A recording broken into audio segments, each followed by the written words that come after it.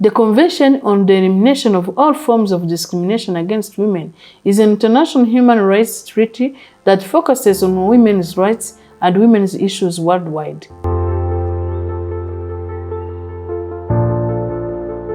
It follows the following three principles: substantive equality, non-discrimination, and state obligation. This video explains the principle of non-discrimination.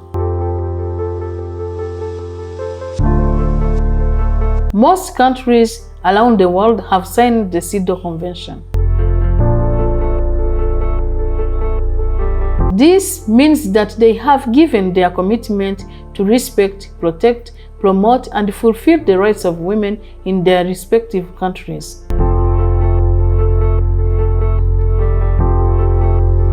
However, discrimination still exists in many countries, both directly and indirectly. Many countries practice nationality laws that directly discriminate against women and children. For example, fathers are allowed by law to transfer their citizenship to their children, but mothers cannot.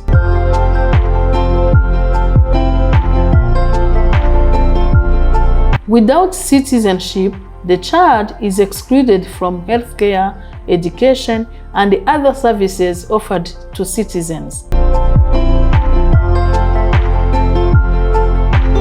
Indirect discrimination comes from gender-neutral laws and policies which seem to give equal opportunities and access to both men and women.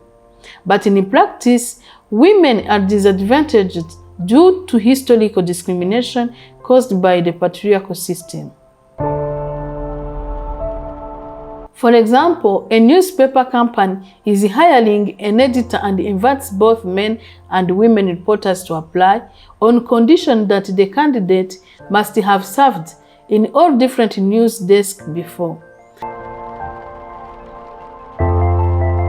But this indirectly disqualifies all the women reporters, as there is another policy that disallows women from serving on the crime desk due to the high risk involved.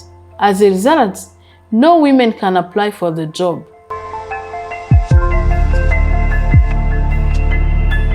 Patriarchy is a social system in which the role of the male as the primary authority figure is central to social organization, and where fathers hold authority over women, children, and property.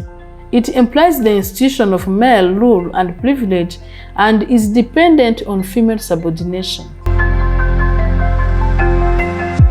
In the patriarchal system, male traits are more varied than female traits.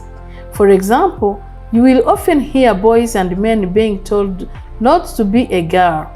This happens because patriarchy views womanhood as weakness and it is valued less compared to men.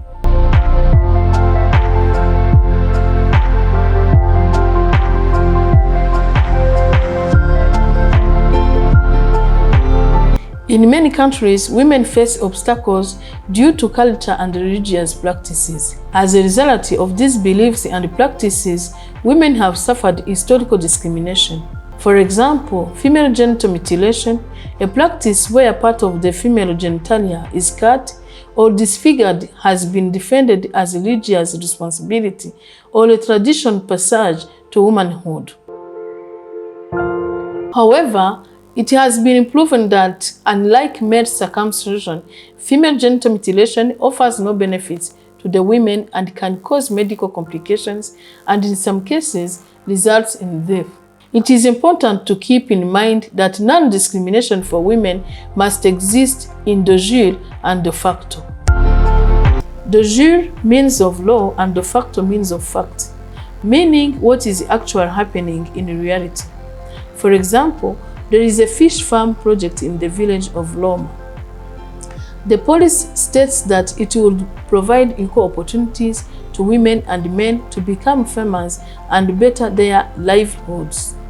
All parts of training will be available to everybody, but one of the conditions states that applicants must have some farmland to work in.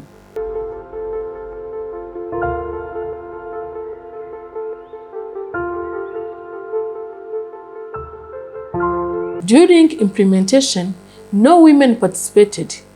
It is found that women do not own farmlands in the village, as inheritance laws were discriminatory and did not allow women to inherit property.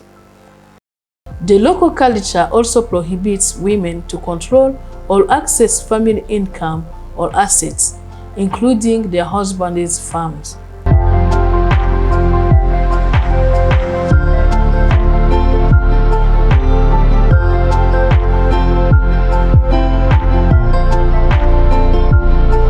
A lot of laws and policies exist which is supposed to benefit women but did not take into account the historical discrimination that prohibits women from enjoying those rights. Chances are such policies also exist in your country in a multiple of scenarios. This video covers the principle of non-discrimination, one of 3 CEDAW principles.